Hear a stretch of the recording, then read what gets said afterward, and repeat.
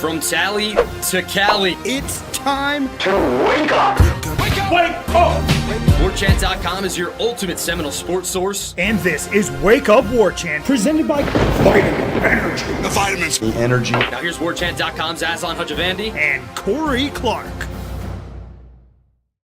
Greetings, everybody. Welcome on in. It's a live edition of Wake Up Warchant, presented by Vitamin Energy. VitaminEnergy.com, promo code Warchant, BOGO.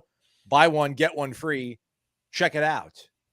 It's an easy to remember code, but if you forget it, it's going to be on the screen this entire time because that's how we roll. We love Vitamin Energy. Go check them out. Shake it and take it. Vitamins, nutrients. It's clinically tested, clinically proven, everybody. It's going to energize you with the 260 milligrams of all-natural caffeine. I'll slow down. 260 milligrams of all-natural caffeine. No sugar crash. Can't beat it. Can't beat Warchant.com when it comes to Florida State coverage. FSU won 2 months, $1 American. That promo code over at warchant.com. You can read Corey's observations from practice. He didn't have one today because there was no practice today. So we're here to talk to you folks. Take all your questions. And we'll do all of it tomorrow at practice when they practice on Thursday. Nonetheless, though, let's bring Corey Clark in here. He's there on your screen, but we want to hear those dulcet tones. How are you, Corey? Thanks for doing this, as always. Hey, thanks for having me again, Aslan. I really do appreciate it, man. This might be a consistent thing we got going here. All right, let's get to it then. Florida State picked by the ACC media that gathered in Charlotte last week, Corey. Like it was like a week and a half ago that we were in Charlotte. Feels like it was a month ago. Yeah. But Florida State chosen by the media that covers the ACC to repeat as champs of this fantastic conference. Second place was Clemson. Third place, I think I should have that right in front of me, but I don't have it in front of me here on the screen.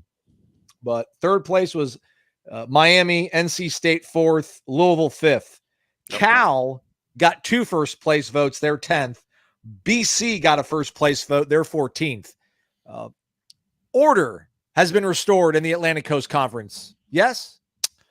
When was the last time? Was it 17? I don't know. It wouldn't have been 17 even because Clemson was coming off a national championship appearance. When was the last time Florida State was picked to win the ACC? 9 years ago, probably 2015. Yeah. And even then, I don't know that they were because Clemson was bringing so much back from that really good 14 team that Florida State beat in overtime and Deshaun Watson was their quarterback. So it has been the better part of a decade, if not a decade, I would imagine, that maybe 17, because Florida State was number 3 in the country to start that year. So maybe 2017 they were picked to finish first. That seems crazy too. But either way, I guess that was in between Deshaun Watson and Trevor Lawrence, so maybe that made sense there. It hasn't happened often in the last 10 years, and it does seem like there's a bit of normalcy to that. Clearly it means nothing. 2 people there picked Cal to win. So not everybody takes it seriously. And I'll be honest with you folks, I filled out an all-ACC player ballot, first team. I don't know who I voted for. I know the Florida State players I voted for, recognized a couple Clemson and Miami guys. Other than that, no idea. Because I forgot to do it until there was like 2 hours left. I was out of practice. It was during special teams. So I'm like, I got 20 minutes. Let me figure this out. I had Aslan help me a little bit. Voted for a lot of Noles. But obviously, it's preseason awards. It's like being on these watch lists. It doesn't matter all that much, but it is obviously a very good sign that not only did Florida State beat Clemson last year, not only they haven't surpassed Clemson. I don't think one overtime win means you've surpassed a program. But if you just look at the games the last 3 years, they pulled even. Like they almost beat them up there in 21. They lost by 6 in 22, and then last year they beat them. They pulled even with Clemson. Maybe they've gone past them. But it's a good sign, again, that Florida State is in that upper echelon, and it just shows you, again, how bad it was here for those few years that they weren't ever even thought to be a preseason pick to win the conference. BTW, Florida State was picked second in the Atlantic in 2015. 2014, they were picked, obviously, coming off a national title to repeat. What about 17? And win the ACC. So it's been 10 years. No, not 2017. You want me to check 2017? I think you could. They were number 3 in the country, right, to start that season. Preseason number 3, I think. So I think there's a chance they might have been picked to win that year. Yeah, they were at 118 votes to Clemson's 35. Suck on that, Tigers. Suck on that. Hope that hurt. Hope that stung that July afternoon in 2017. So yeah, I think they've surpassed Clemson, but maybe I'm just being a homer. Although I don't think I'm much of a homer, man. I think I'm pretty reasonable. I'm just saying, from the results on the field, they're not losing 58-3 anymore. They're not getting embarrassed anymore. They've caught up to them. I don't know if they've distanced themselves from them, but clearly it's back to being Florida State and Clemson are the two best programs in the conference, it would seem. Now, again, I'm saying this in July, the last day of July. So we'll see what we're saying in December.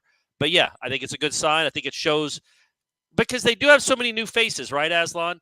That I think it shows the trust in Norvell and what he's brought to the program, man. I think even the North Carolina media, and it's almost all North Carolina media, I think they trust what that guy has done. They believe in what that guy has done. The proof is there over the last 2 years. So yeah, it's a normal pick because you have a really good head coach, it would appear. I also think part of it is that people rightfully believe Clemson's on the decline. I just think with them not utilizing the portal at all, seemingly, and just kind of the uneven results they had last season. I mean, they still might have won 10 games or they won 9, but I mean, granted, they could have beat Miami easily if Klubnik doesn't go rogue, but they could have lost a couple more games on their schedule too. So they were what their schedule or what their record says they were. Yeah. And I think there's a chance it could potentially backslide, but we'll see how it goes though. They got to come to Tallahassee. I think that's probably the huge determining thing I would imagine as well, is that obviously Clemson has to come to Tallahassee. So you're going to put Florida State ahead of them right now, again, in July. I can't believe it's still July. My God. Yeah. Let's go to Hernando County, Citrus County, Spring Hill. Keith, this is my first time catching a live show since last season. We haven't done a lot since last season, so you haven't missed out on much, Keith. How's Earl Little looked? Big shoes to fill, especially with Greedy leaving. He had a pick in their last practice on Tuesday. Was that Tuesday? Yeah, he had a pick. He's made plays, man. I won't say that he's absolutely stood out in 11 on 11. Most of the gauging I'm doing is from one-on-ones, which can be a pretty tough ask with the receivers he's going up against. But I don't remember Florida State hitting many big plays and be like, oh, that was on Earl Little. He's not. He seems really right now solid. Is that a fair adjective to use to describe him? Solid, not spectacular. He's not wowing us, right, but he's not getting beat like a drum either. He's not standing out in any way, which I kind of see for a DB is probably a good thing. We're not seeing him get beat a lot. I don't disagree with that. And I think I had some more tempered expectations for him since he was kind of battling some injuries in Alabama. And I know he's got a real good name. He's got a good pedigree, but he hasn't really been able to kind of demonstrate a lot of it. So I wasn't really expecting him to come set the world on fire.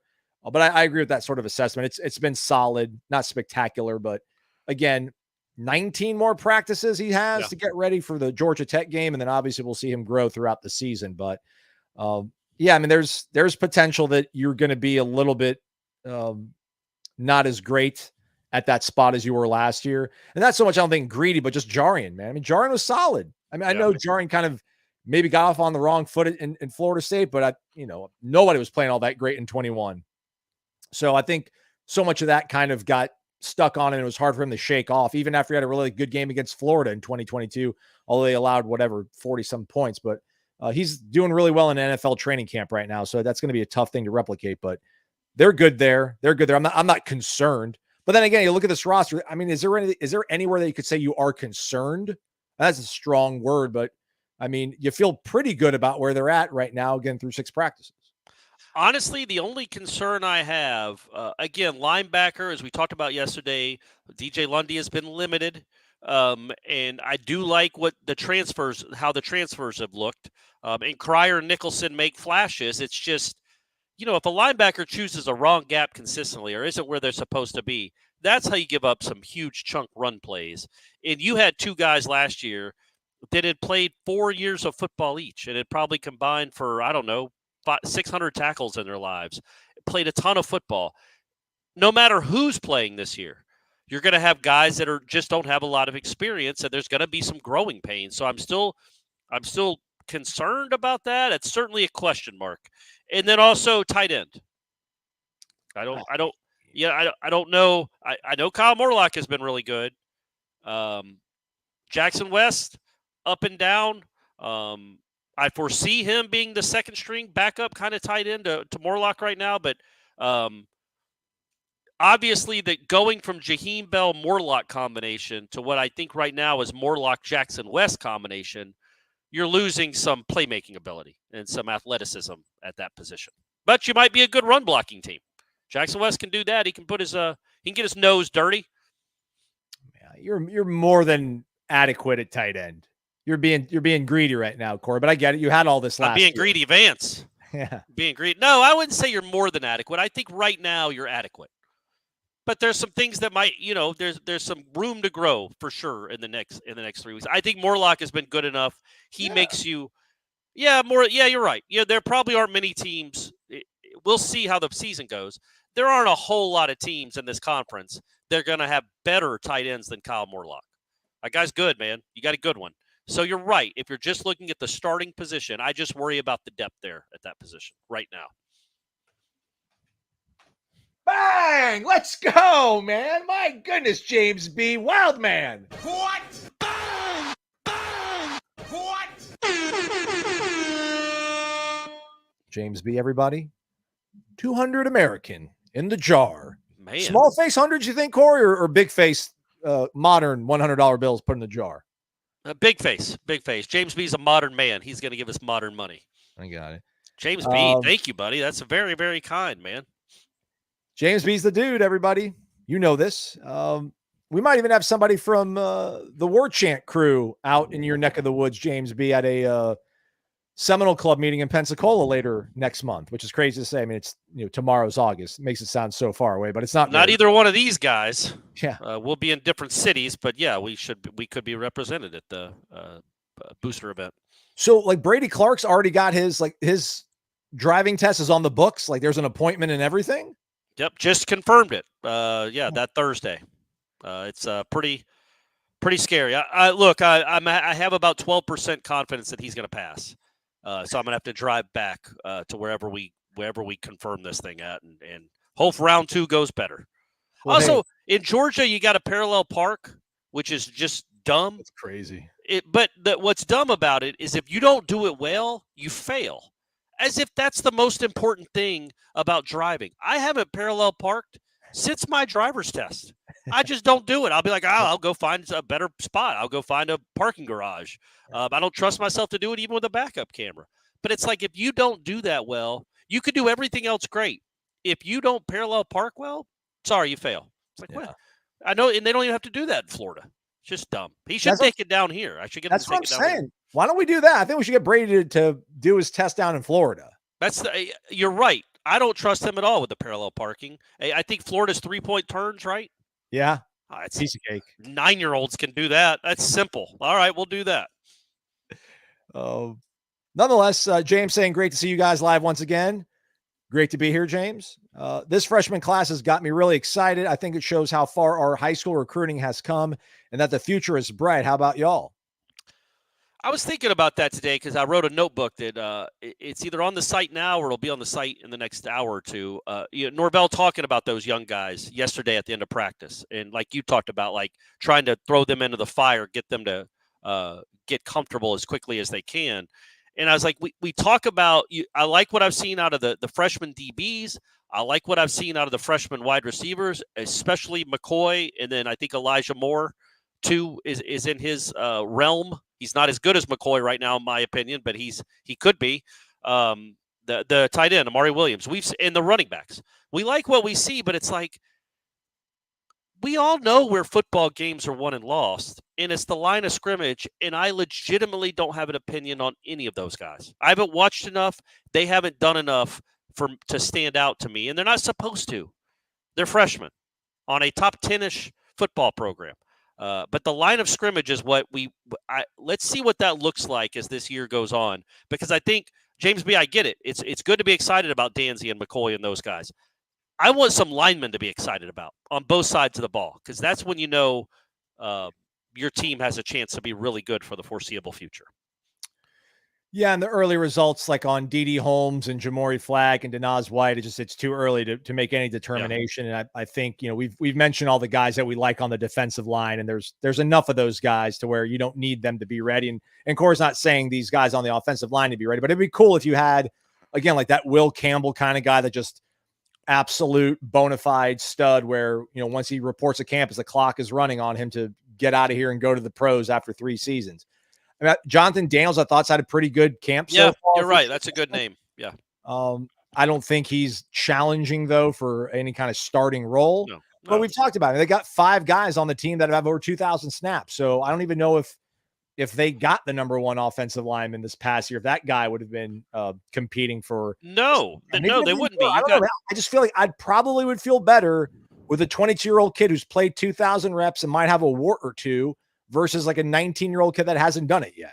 100%. But the point I was trying to make, I hope I made, was that's when I'll know that's when I'll be truly excited about these freshmen, is seeing what these line, and we won't know. So it's not even fair to answer the question that way. I am excited about the guys out wide, the guys far away from the football. I just don't know. The future is bright. Clearly, I do think that with Norvell, this particular recruiting class, the 2024 class, I just want to see what they did on the line of scrimmage. I just want to see how good these guys end up being, and we won't be able to determine that for probably a couple of years. But yes, the guys they brought, the DBs, and also, like we've talked about, the skill guys, I think we could look back on this thing in 3 years and think, wow, they got that guy. They got Danzy, McCoy, and Elijah Moore in one class. What? In Amari Williams? Like, we could be talking like that in 2027. It's just, I reserve judgment completely about this class, not that this was asked, until we see what the line of scrimmage looks like. Well, before we move on to the next question, our guy R. Wilmer here was asking about what happened to the quarterback from Virginia who switched over to tight end. That's Brian Courtney. He's out there. Yeah. And you know what? You're right. I haven't talked about him enough. He's out there all the time, and he's making plays.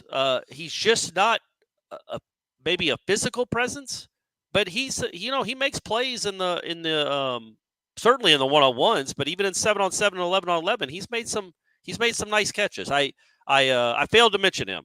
He will. You think he's going to play a lot this year, Aslan? I mean, I think he's probably a little bit ahead of Landon Thomas. Yeah. But I mean, is he ahead of? Are you going to play him in front of Jackson West, who's just such a bigger presence physically? I feel like Brian Courtney caught an important pass last year. So I mean, he caught one. Maybe against Florida. One of the Rodemaker completions might have been to Brian Courtney. Maybe. Yeah. Duke. I agree with that. I think it was late in the year he caught a pass. He's certainly got athleticism.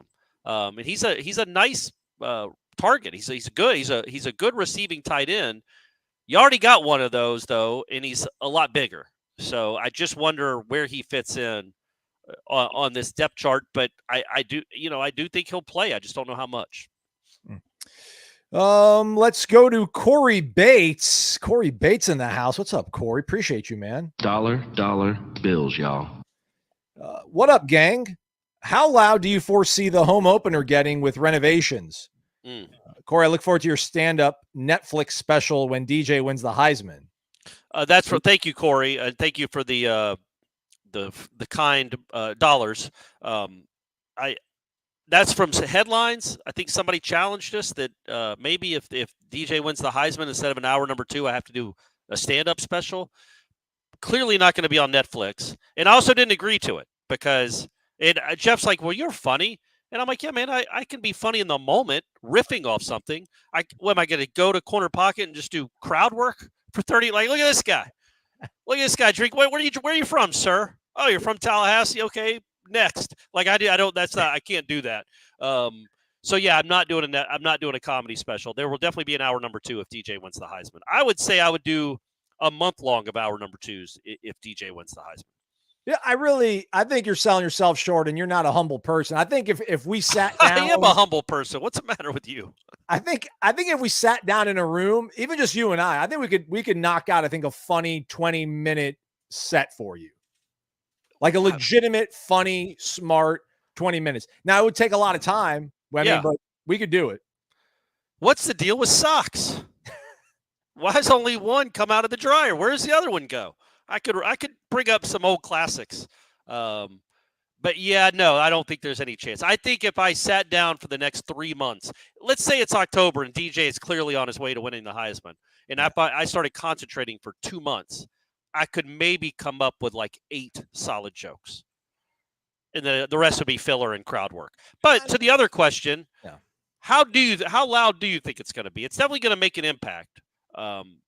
But I don't know. Maybe that that kind of wind tunnel they formed underneath those stands. If you're watching the show live, looking at that picture, maybe that.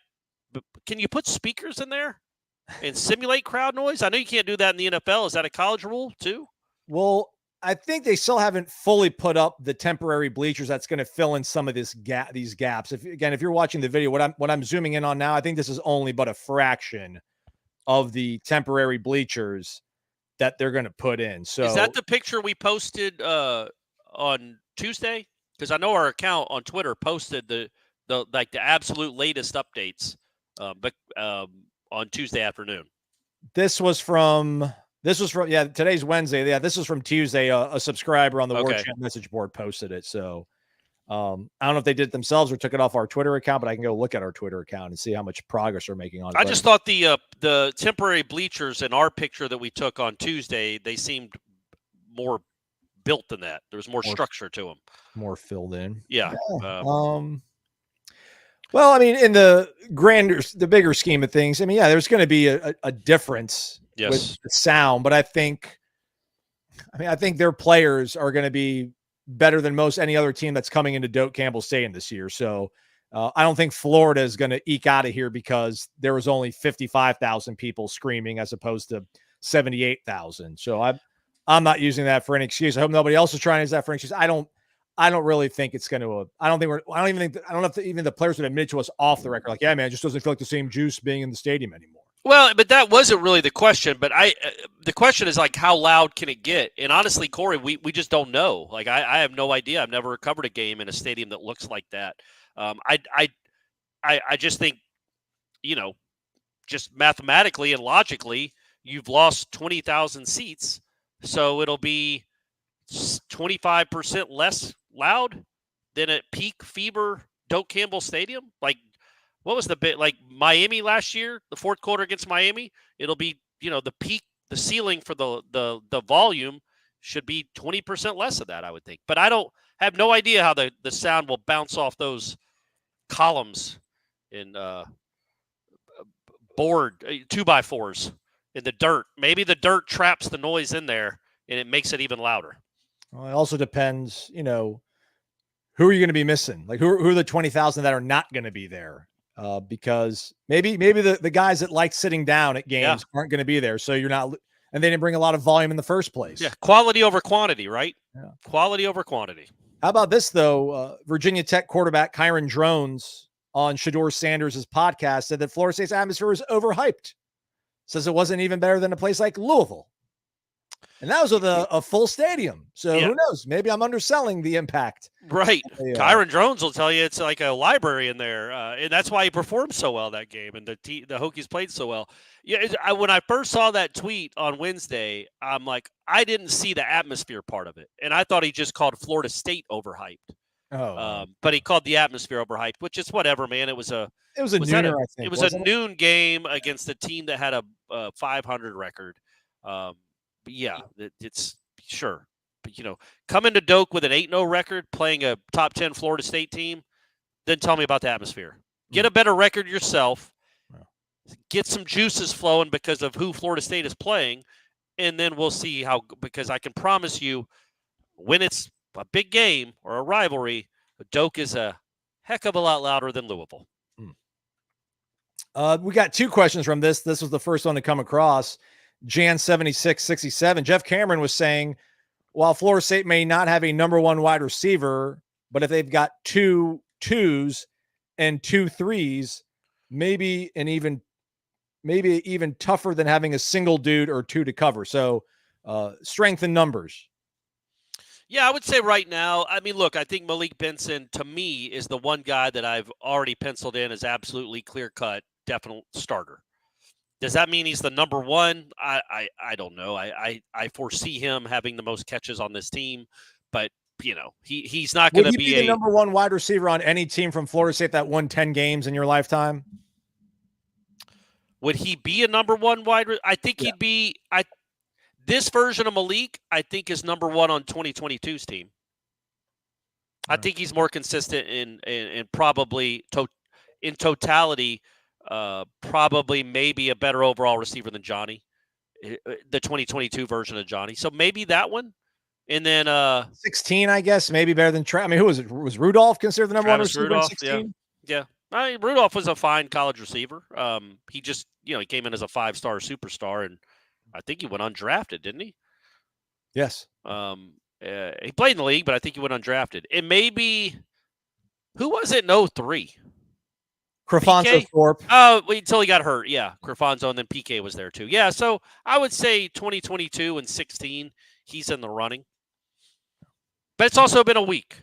Let's see what I might be singing a different tune 2 weeks from now, and he might be an absolute number one. But I think there's some credence to what Jeff is saying is they do have, I think Malik has distanced himself a little bit. And I think Ja'Kai is obviously going to play a lot. All these other guys, whether it's Hakeem, Kentron, Darion, McCoy, they're all in the same kind of ballpark. So they're all probably going to see the field some, and maybe somebody distances themselves once the games start. Yeah, I mean, I get it. I would like if they had, but was there anybody even really out there in the portal that was just a bona fide stud number one wide receiver? I just don't know I love Ja'Kai in the slot, but I just don't know how many teams, are they going to be pushed to the brink? Like when Florida State just goes 3-by-1, like standard, man, we just don't have 3 good guys that can cover. Like we got no chance with these guys. Whereas if they had one awesome dude and then a bunch of adequate receivers, if that's not the more favorable kind of matchup if you're going up against the team in that situation. Yeah, there is a chance that we might look back on this season if it doesn't go quite according to plan, that once they knew Destin Hill was out, because Destin Hill was going to be a starter and perhaps a star in 2024, the way he was looking for the first part of spring. Maybe that was a mistake, is once they knew he was out for the season, not going back in the portal. But you're right. I don't know at that time who was available. I don't know if you had anybody out there that was better than the guys that are currently on your roster. There you go. There's a live look. You're looking live. There you go. See, they're doing work out there. Okay, guys.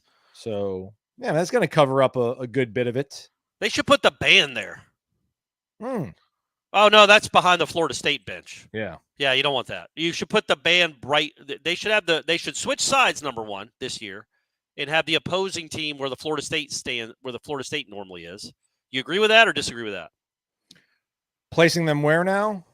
Just switching sides. Put Florida State on the opposite sideline that they've been since you've been going to games. Because right now they're on that sideline with all the construction. Yeah, they can hear each other better. Oh, you want that? I was saying then you switch the opponent to that side of the field with the temporary bleachers and make that the student section / band. That could work. You got an NC State feel all of a sudden now, man. Guys, you know how to pee into Gatorade bottles and throw it at players? And you'll look at how close you'll be. I also maybe I could do a Netflix special now that I think about it. Just off the cuff, gang. Are you kidding me with this?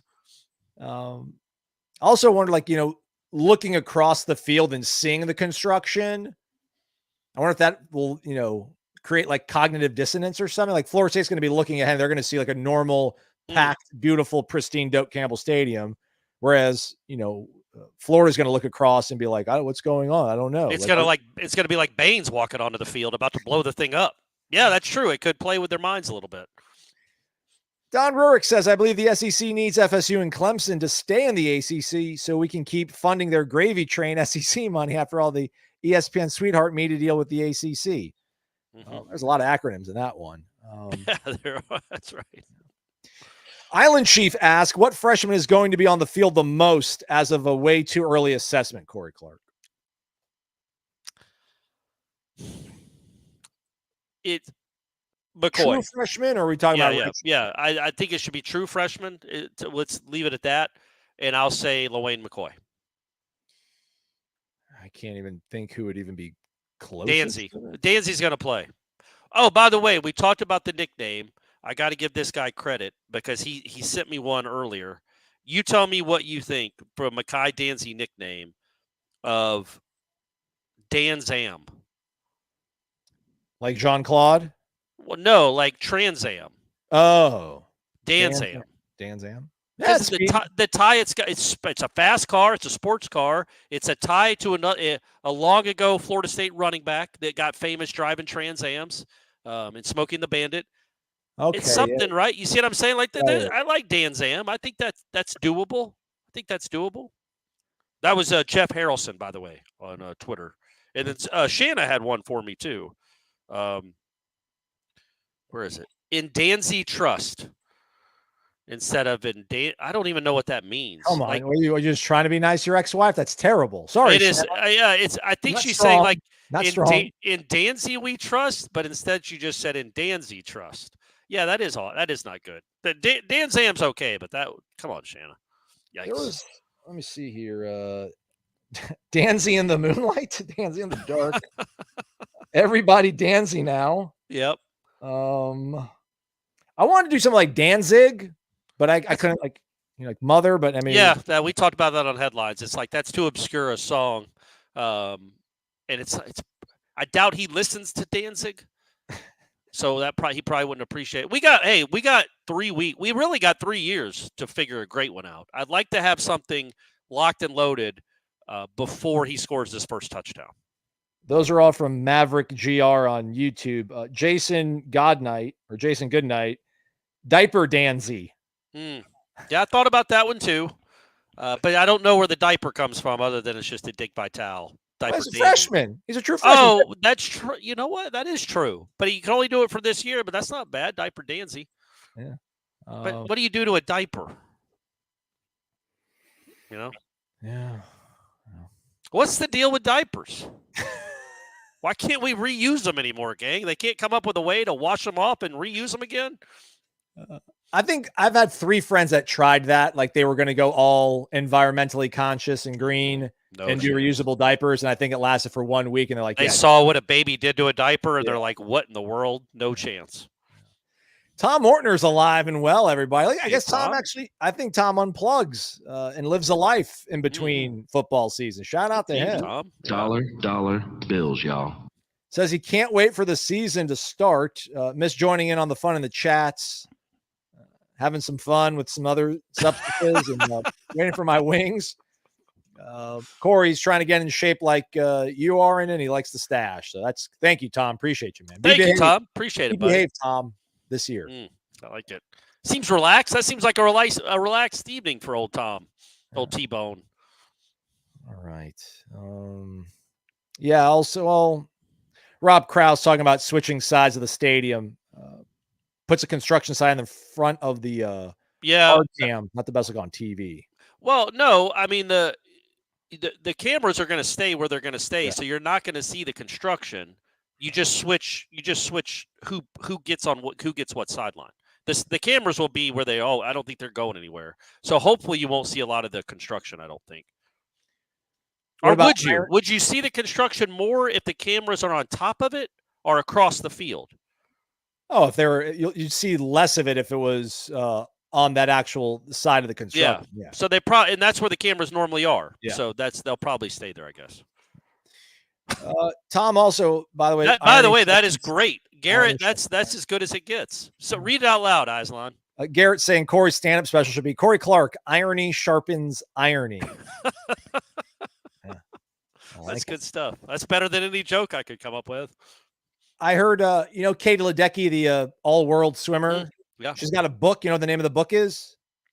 Is it Iron Sharpens Iron? That'd be awesome. It's Just Add Water. Oh, that's not bad. That's really good. The best all-time book title, I'm sure I've talked about this before, is the guy from, was it 127 Hours, the dude that had to cut off his own arm because he got trapped? Do you know what the title of his book was? Because it wasn't 127 Hours. No. It was Caught Between a Rock and a Hard Place. Oh, nice. I mean, is that the corniest? Like, this is a guy, if y'all don't know the story or haven't seen the movie, and it was 10 years ago, it's a guy that was hiking that fell into a crevice, got his arm trapped or a boulder fell on it. Something crazy happened where he got trapped, and he could not move. He could not get any help.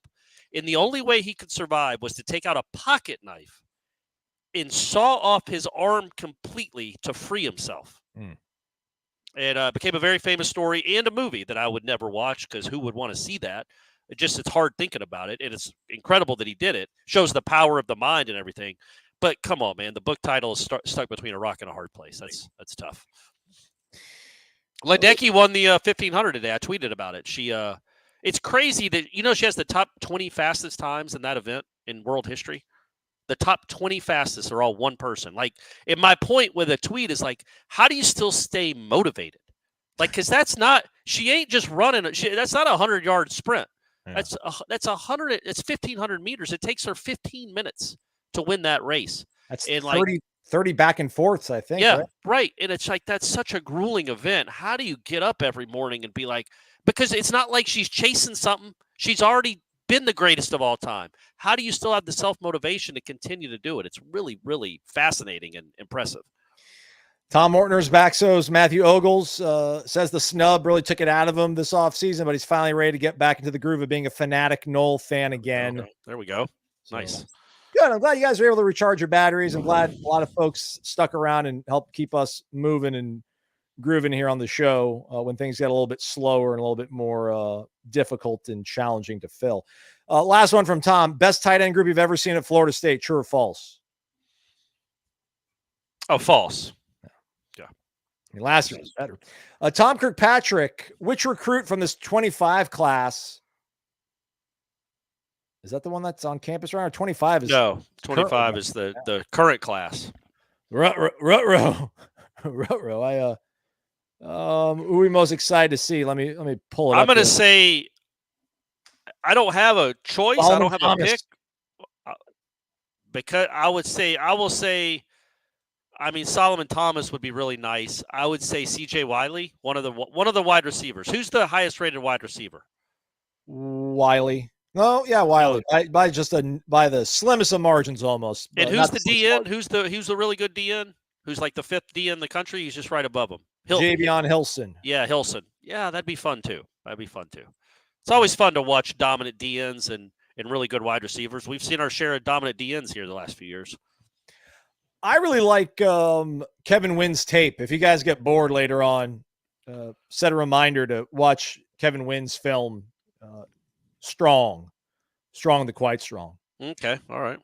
Nole Nation 96 is here, everybody. Give it up. $10 in the jar. Appreciate that, man, for real. Dollar bills, y'all. Incredible, man. Everybody's in mid-season form. Thank what you. about Thank Dirty you, Dancing? It's a play on Dirty Dancing, and Makai has all the moves on the field. Also love the show, guys. Keep up the good work. Yeah, it is a play on Dirty Dancing. It's just like you obviously could have nobody puts Makai in a corner. That's right. That's locked and loaded for you. It's a great line to use. I feel like that movie might be a little dated. One of the stars is dead. We haven't seen Jennifer Grey in 20 years. We haven't seen anybody. The dad is dead. But yeah, it's such an old movie that I don't know that it'll resonate like I want it to resonate. But it's a fine nickname, and also Dirty isn't exactly a positive. But hey, and every time he scores, they could play the song at the end of Dirty Dancing. And I. Yeah, no, that Joe Cocker? Yeah, no, it's who is it? It's Jennifer Warren and somebody. It's Joe Cocker, isn't it? It's not Joe Cocker. It's like a Bill Medley or somebody. How does it go? All I keep singing the time of my life. Yeah, that would be a cool song to play every time Dirty Dancing scores. It was. Who the hell is Bill Medley? Boom! I think he's one of the Righteous Brothers. Interestingly enough, they didn't sing.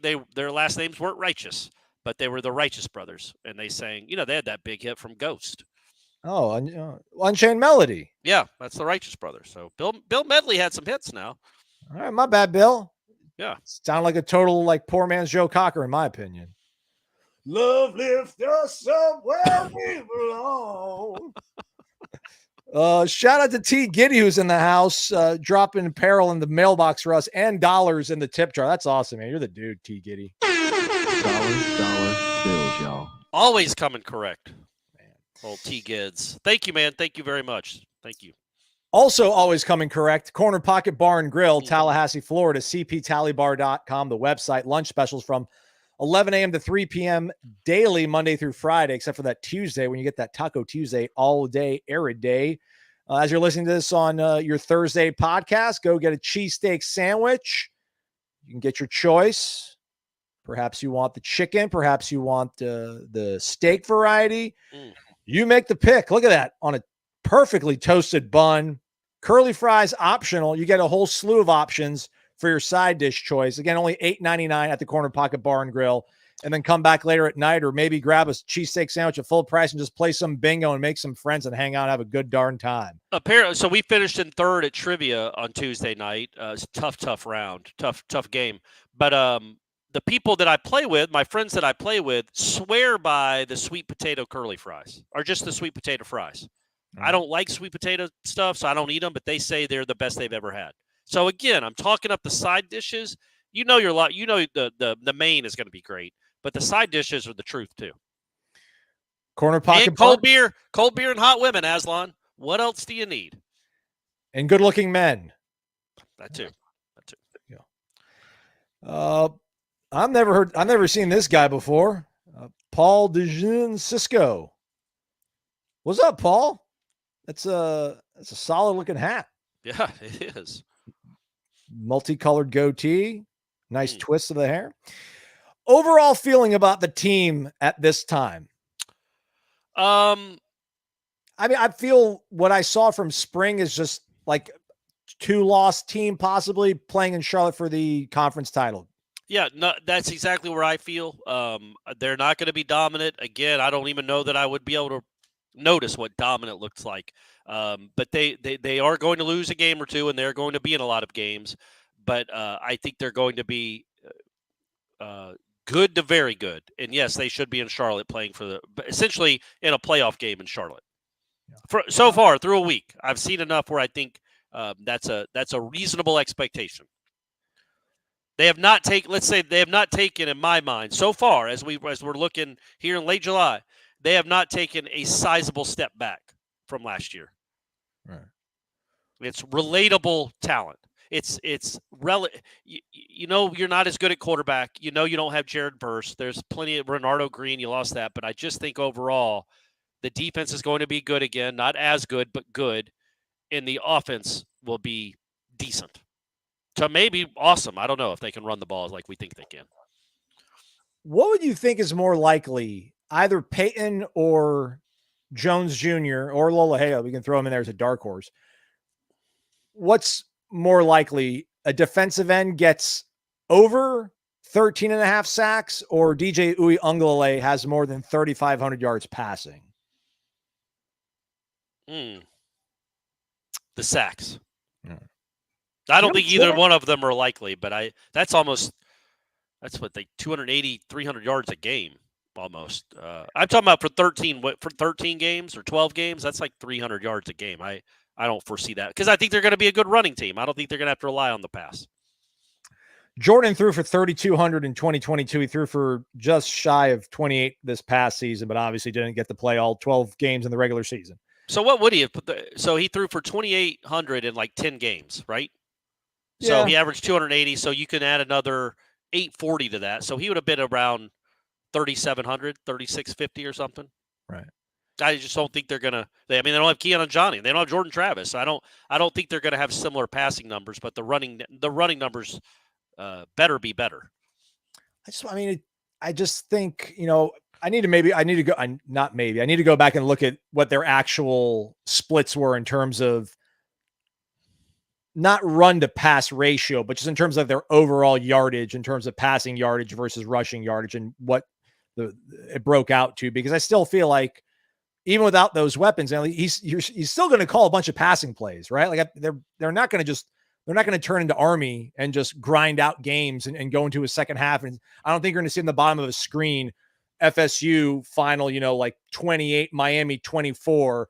FSU runs for, ran 35 straight, ran 35 runs to 3 passes like in the second half. Like, I don't think they're going to do anything crazy like Michigan did last year. Well, they did. I mean, that's essentially what they did in 2022 down there. I mean, again, Jordan Travis threw the ball 12 times, and they scored 45 points. So I don't think Norvell has a problem with it if he has the team capable of doing it. And they've got a defense that's not going to make them probably have to play from too deep of a deficit ever to where they're going to have to throw it around the ball. And they shouldn't, knock on wood. Yeah. Games shouldn't get away from them either because you don't foresee them being like a turnover machine offensively. They're going to make teams earn their points, which is going to be hard to do against a good defense. Speaking of yardage, Young Bleak. Here we go. I think it's the first one of the season hasn't started yet, but will Florida State have a 1,000-yard receiver and rushing this season? I'm going to say no to both. No. Now, will they have one or the other? Probably not. If they had one, I think the answer there is going to be receiver, but I don't foresee that happening. I mean, who'd be your 1,000-yard rusher? Roydell? I mean, I don't think he's going to play enough. Toafili's too good. Toafili's good, so he's going to be on the field a lot. And Keziah Holmes is going to get some carries. And our man Dan Zam is going to be on the field some too, so who knows? And Jalen Lucas. I just think there won't be enough at-bats for a guy to get 1,000 yards. Yeah, and again, the numbers that I actually still have in front of me here last year. So they finished the season averaging 401 yards per game, but as Corey's talked about, I don't even know how many yards they ended up putting on North Alabama, but that probably wasn't indicative of how good of an offense they were. So, their last 4 games, they had to have been so far behind their last 3 games, right? Well, yeah, North Alabama too. Those don't count. You really kind of don't count. So North Alabama, Florida, Louisville, and Georgia, you could almost throw them out. What did they do the 10 games before that? That's the offense that we saw last year, which again was good enough to be undefeated, but they just didn't run the ball quite like you wanted them to run the ball. See, do we know what? Like, I don't think Keon was he 900 yards last year? No, I think he was like late high 700s. Yeah, 700s. But he had like 11 touchdowns. I think Johnny got 900, got in the 900s in 2022 because he had such a big game against Oklahoma. He had the big games against Louisville and Oklahoma. So I think he might have gotten in the 900s. If he'd have caught everything, he'd have been well over 1,000 yards that first year. Yeah, Keon was at 658. Trey was at 906. Yeah. If Trey doesn't, was Trey healthy against Louisville? Yeah, he got banged up on that last touchdown against Florida. But look, I think if Jordan Travis is playing in any of those games, Trey Benson goes over 1,000 yards because they would have had to actually respect the pass. But Louisville and Georgia did not, and they for good reason it was not there.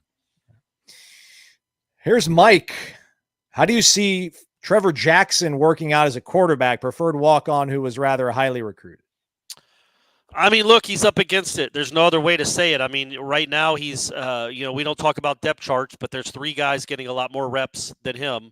But that's, he knew the deal. Like he's a walk-on quarterback at Florida State with 3 scholarship quarterbacks, one that's a 23 years old and another guy that was a 5-star and the other guy that played in the Orange Bowl last year. So he knows he's up against it because 2 of them are young. It's not that there's no talent there. Obviously there is. It's just about reps and chances and opportunities. And he's going to have to he has a chance if he's extra special this year working scout team, which I assume he will. If he looks really good in scout team, maybe that gives him a chance. It gives him some confidence. It more importantly, gives the coaches confidence and belief in him that he can actually be a player for the job next year or a year from now. But when you're a walk-on, man, especially at that position, you're really up against it.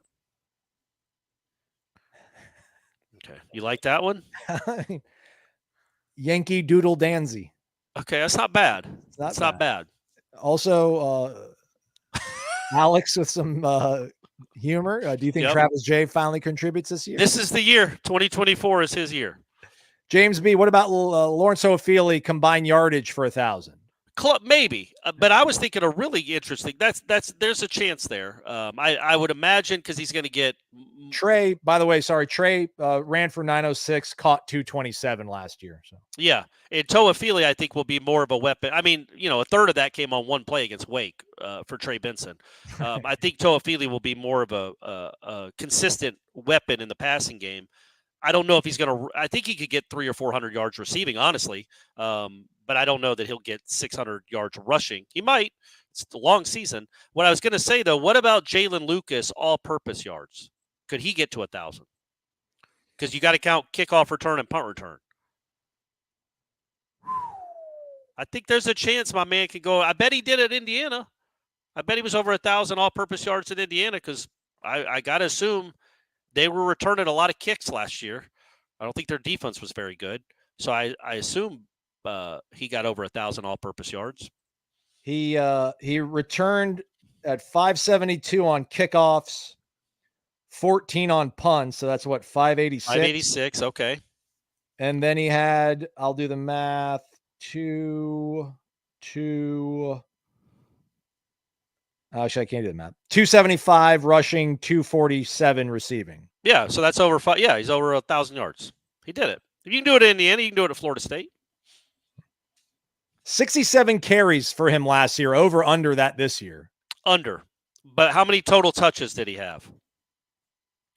Counting the receptions. 111.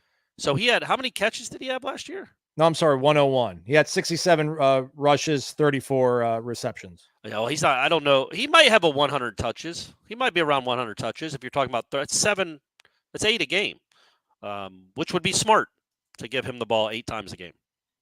I'm just trying to look. How many receivers had? I mean, how many receivers had more than 20 receptions for Florida State last year? I would guess none of them. No chance. Oh, the ones that are returning, none of them. Johnny and Keon last year, and probably Jaheim. Yeah, I mean, Lawrence had 21. Morlock had 14. So I'm going to say, but last year, point blank, Jaheim Bell had the third most receptions at 39. Like, you think Jalen Lucas is going to have? I guess he could have the third most reception, but that'd be surprising for me. Yes, it would be. I think Morlock will. I don't know who the top 2 will be. I think Morlock's your third leading receiver. You're right. Yeah, it's going to be hard. But 8 touches a game for him doesn't seem like a lot. But then what if you're only running 51 plays and you've got 3 other running backs involved and you're throwing the ball and you got all the receivers? So, yeah. Shout out Dave Doherty, a.k.a. Double D in some corners of the internet he's known as. Dollar bills, y'all. $3 in the jar and a cool sticker if you're watching us on YouTube. Yeah, I got to see that one. Sometimes we don't get to see them. Thank you, Dave. Paul's here.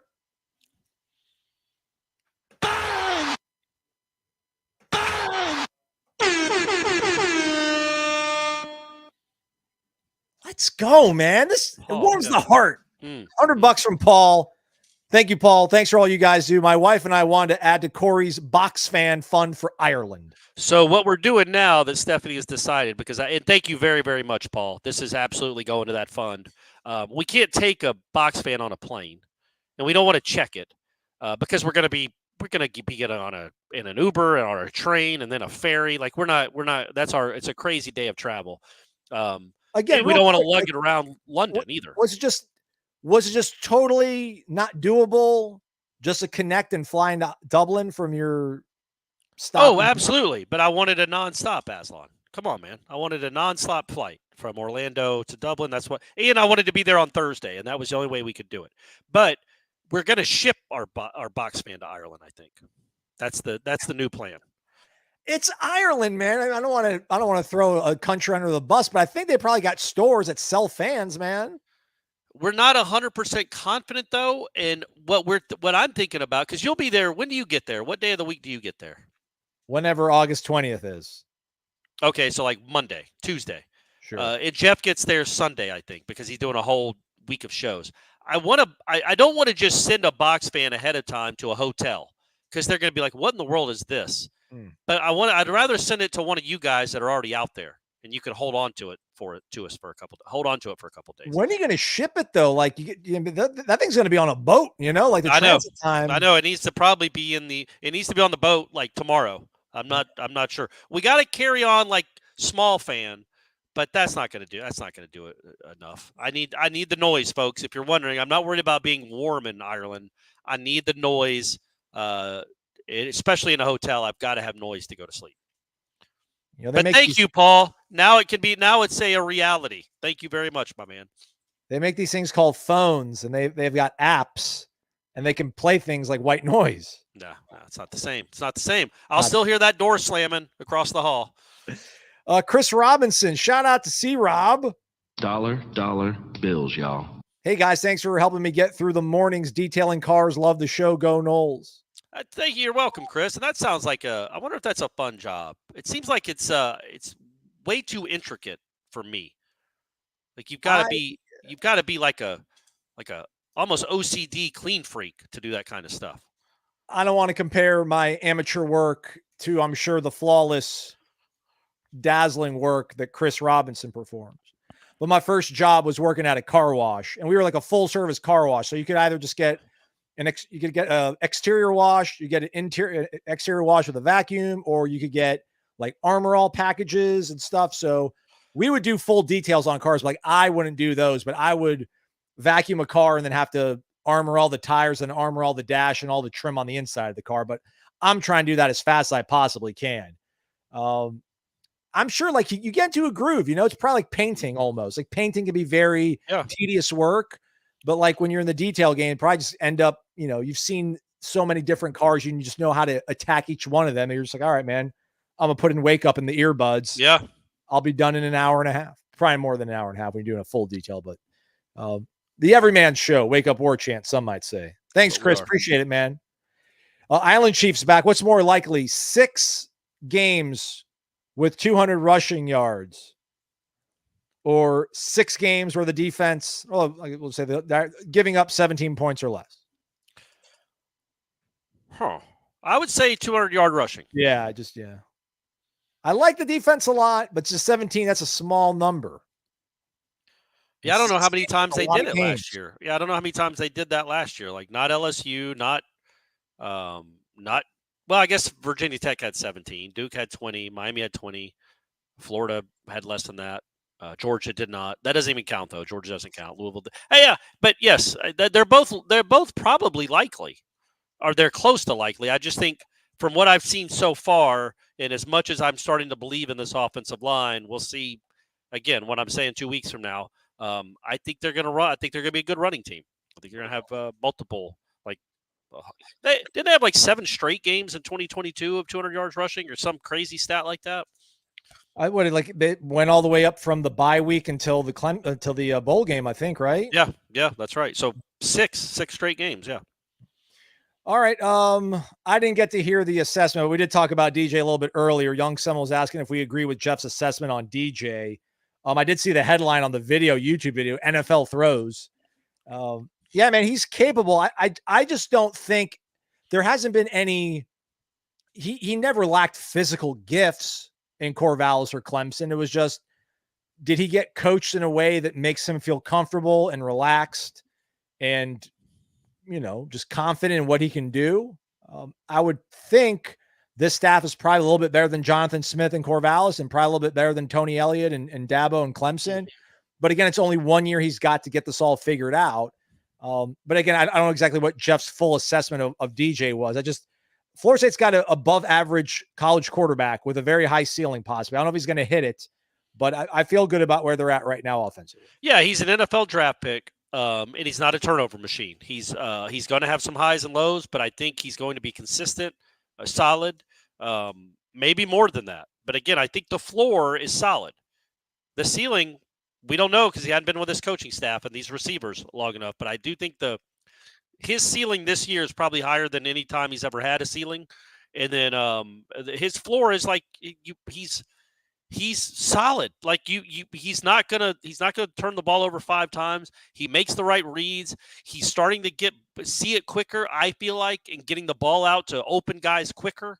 Again, after a week, it seems to be coming more and more. And again, on Tuesday, the throw to Portier for like a 36-yard touchdown, The throw to Ja'Kai Douglas in 7-on-7 for a touchdown of like 20 yards, and then a throw that went through Benson's hands that he should have caught from about 20 yards.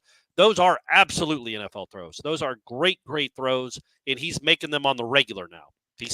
Ball hits the ground a little bit too much for my taste with all the quarterbacks.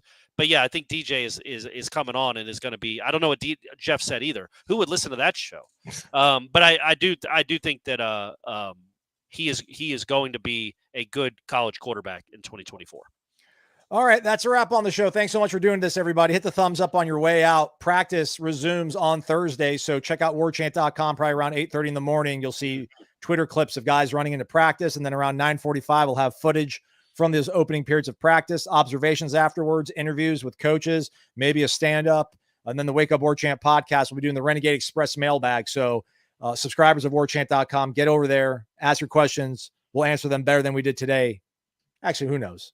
Maybe not as good. We'll try, though, certainly. Thanks to James B. Thanks to Corey Bates.